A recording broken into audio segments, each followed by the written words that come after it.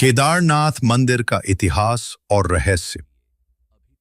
केदारनाथ मंदिर की कहानी केवल एक धार्मिक स्थल की नहीं, बल्कि हजारों वर्षों की एक गहरी, रहस्यमयी और पौराणिक यात्रा की दास्तान है, जो हिंदू आस्था, साहस और समय की कसौटी पर खरी उतरती है। ये मंदिर भारत के उत्तराखंड राज्य के रुद्रप्रयाग जिले में स्थित है और समुद्र तल से लगभग 3,583 मीटर की ऊंचाई पर बर्फ से ढके हिमालय पर्वतों के बीच बसा है। मंदाकिनी नदी के तट पर स्थित यह स्थान जितना खूबसूरत है, उतना ही दिव्य और रहस्यपूर्ण भी है। इस मंदिर का उल्लेख सबसे पहले महाभारत काल से जुड़ी कथाओं में मिलता है। पांडवों ने कुरुक्षेत्र के युद्ध में अपने ही रिश्तेदारों और गुरुओं की हत्या की थी। उस अधर्म से मुक्ति पाने के लिए वे भगवान शिव से क्षमा मांगने के लिए हिमालय की ओर बढ़े, लेकिन भगवान शिव उनसे रुष्ट थे और उन्होंने दर्शन नहीं देना चाहा। वह उत्तर दिशा की ओर चल पड़े और भैंसे नंदी का रूप धारण कर लिया। पांडवों ने उन्हें पहचान लिया और पीछा किया। भगवान शिव के छुपने की कोशिश के दौरान उन्होंने स्वयं को जमीन में समाहित करना चाहा, लेकिन भीम ने उन्हें पकड़ने का प्रयास किया। इस संघर्ष में भगवान शिव का पृष्ठभाग, पीठ, केदारनाथ में प्रकट हुआ। बाकी अंग विभिन्न स्थानों पर प्रकट हुए। भुजाएं तुंगनाथ में, मुख रुद्रनाथ में, नाभि मध्य महेश्वर में और जटाएं कल्पेश्वर में।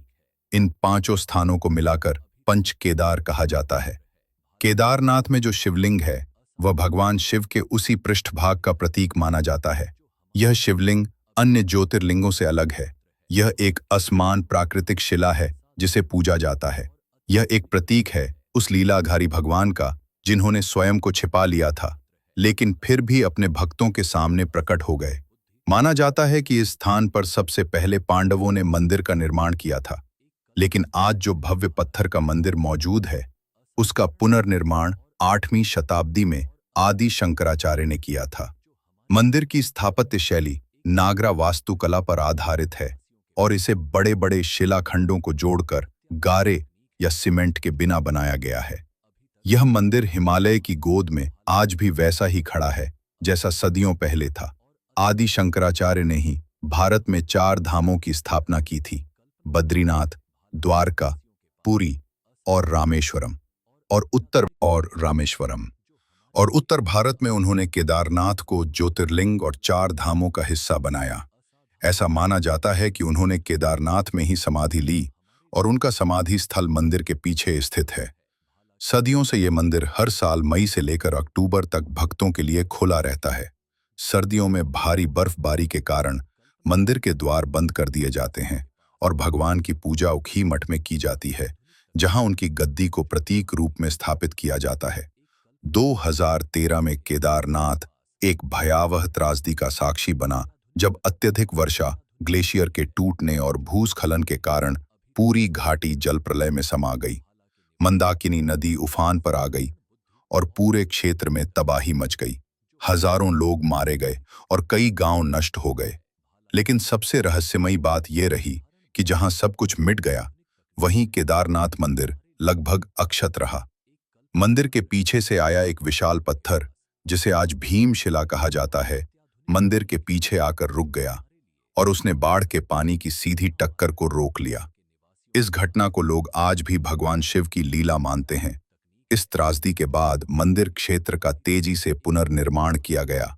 भारतीय सेना, आईटीबीपी और स्थानीय प्रशासन ने मिलकर केदारनाथ को फिर से संजीवनी दी। आज 2025 तक केदारनाथ न केवल भक्ति और अध्यात्म का केंद्र है, बल्कि पुनर्जन्म और दृढ़ता का प्रतीक भी बन चुका है। केदारनाथ मंदिर का रहस्य केवल उसकी कथा में नहीं, उसकी ऊंचाई, कठिनाइयों, मौसम और वातावरण में भी छिपा है। यहां पहुंचना आसान नहीं होता। 18 किलोमीटर की कठिन यात्रा, पत्थरीले और बर्फीले रास्ते, कम ऑक्सीजन और अनिश्चित मौसम। लेकिन हर साल लाखों श्रद्धालु इस यात्रा पर निकलते हैं और जब वे मंदिर के सामने खड़े होते हैं, तो केवल एक बात महसूस होती है: शिव हैं और हमेशा रहेंगे। यहां पहुंचने वाला हर व्यक्ति कुछ न कुछ छोड़कर आता है, कभी अहंकार, कभी पाप, कभी दुख, और शिव उन्हें खाली हाथ लौटाते नहीं। केदारनाथ में केवल भगवान शिव की मूर्ति नहीं है, वहां उनकी उपस्थिति महसूस होती है। वायुमंडल में, पत्थरों में और हर उस धड़कन में जो कहती है, ओम नमः शिवाय।